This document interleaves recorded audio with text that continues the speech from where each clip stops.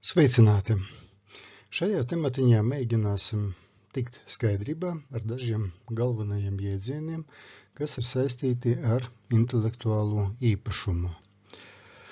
Lielākā daļa no šiem jēdzieniem ir paskaidroti Latvijas autortiesību likumā, un te jūs varat redzēt dažus no tiem.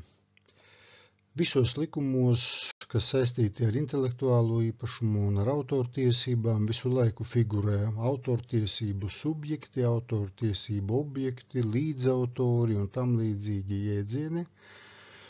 Tagad īsumā mēģināšu arī dažus no tiem paskaidrot.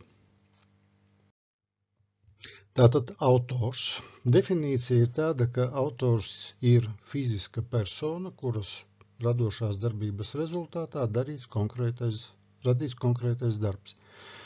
Tātad, jebkurš radošie strādājot rada kaut kādu darbu, automātiski kļūst par šī darba autoru, un tiklīdz tas darbs ir radīts, kā jau bija minēts arī tajos Bernes konvencijas principos, autortiesības automātiski pieder šim te autoram.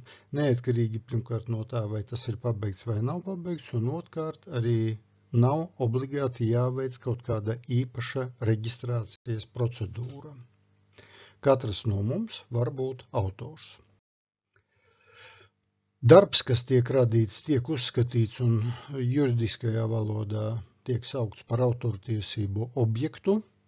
Tātad tas ir literatūras, zinātnes vai mākslas jomā un nav atkarīgs no tā, kāda ir tā izteiksmes forma, veids, kāda ir tā vērtība.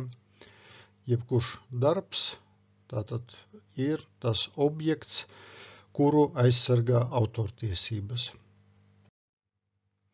Kādi ir tipiskākie darbi, kuri tiek aizsargāti ar autortiesībām? Šeit jūs redzat sarakstiņu ar izrakstu no autortiesību likuma 4. panta.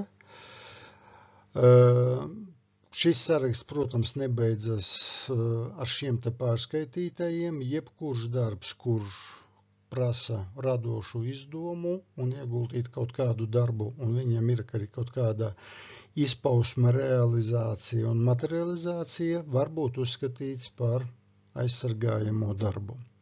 Tipiskākie no tiem tātad literārie darbi, māksla, horeogrāfijas, mūzika, audiovizuālie darbi, tas nozīmē filmas un video produkcija, zīmējumi, gleznas, dizaini, fotogrāfijas, arī arhitektu radītie darbi. Pie tam, kā jau redzam šajā definīcijā, pie literāriem darbiem tiek pieskaitītas arī datorprogrammas. Jebkuru autoru darbu laika gaitā var pārveidot, transformēt, iztulkot, tāpēc šādus darbus, kuri tiek izveidoti balstoties uz oriģinālu darbiem, nemainot pašu oriģinālu darbu, tiek dēvēti par atvasinātajiem darbiem. Kā jau tika minēts, tie ir tulkojumi, tās ir dažādas muzikālās apdares, pārstrādātie darbi, referāti, ekranizācijas, datubāzes un citi saliktie darbi un tā tālāk. Atvasinātos darbus arī aizsargā autortiesību likums, un šajā gadījumā autortiesības pieder tiem, kas tos ir pārstrādājuši un pārveidojuši. Piemēram, ja mēs izveidojam kaut kādu datubāzi, kurā ir izmantoti fragmenti no kaut kādiem oriģinālu darbiem, šajā gadījumā autortiesības aizsargā datubāzes izveidotāju un autoru. Tātad datubāze. Kas ir datubāze? Datubāze, kā redzams no definīcijas, tas ir neatkarīgu darbu, datu vai citu materiālu krājums, kas sakārtots sistemātiski vai metodiski un pieejams elektroniski vai citādā veidā. Šajā te gadījumā ir jāsaprot, ka datubāze parasti tiek izmantota lai pildītu kaut kādu informatīvo funkciju, un parasti datubāzē netiek iekļauti oriģināli darbi pilnā apmērā vai oriģinālajā kvalitātē.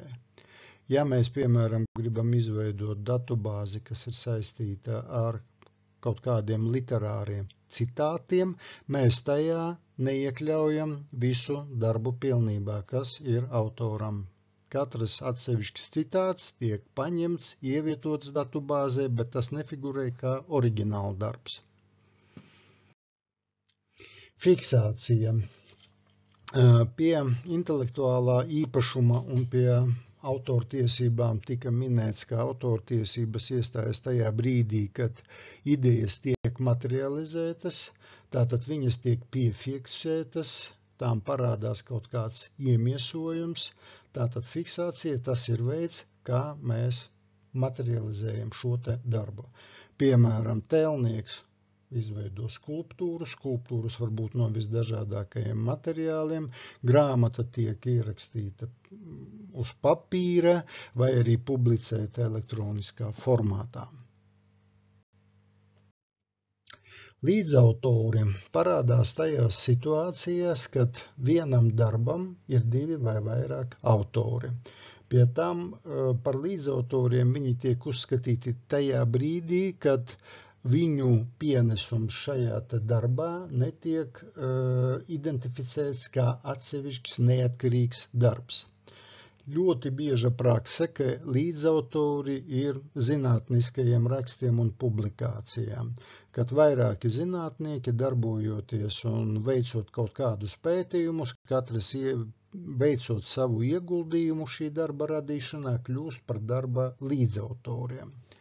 Tātad visi cilvēki, visi autori, kas tika iesaistīti darba radīšanā, tiek uzskatīti par līdzautoriem. Arī aizsardzību pret autortiesību pārkāpumiem var realizēt jebkurš no līdzautoriem. Reproducēšana.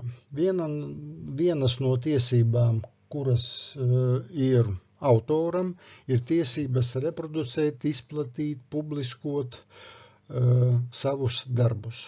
Tātad reproducēšana, tas ir darba 1, 2 vai vairāku kopiju izgatavošana jebkurā formātā. Tas arī attiecināms arī uz tiem gadījumiem, kad telpiskiem darbiem tiek izveidotas kopijas 2D formātā un otrādi. Pie tām tās var būt glabātas gan papīra, gan elektroniskajā formātā. Publicēšana, tas ir darbība, kad darbs tiek materializēts un ar autortiesību subjekta palīdzību kļūst pieejams sabiedrībai. Tātad, ja komponists uzraksta kaut kādu skaņdarbu, tad ierakstu kompānija šo darbu materializē un ar autoru piekrišanu laiž to pārdošanā vai izplata izmantojot dažādas mūzikas platformas un tam līdzīgi. Bet par publicēšanu netiek uzskatītas sekojošas darbības.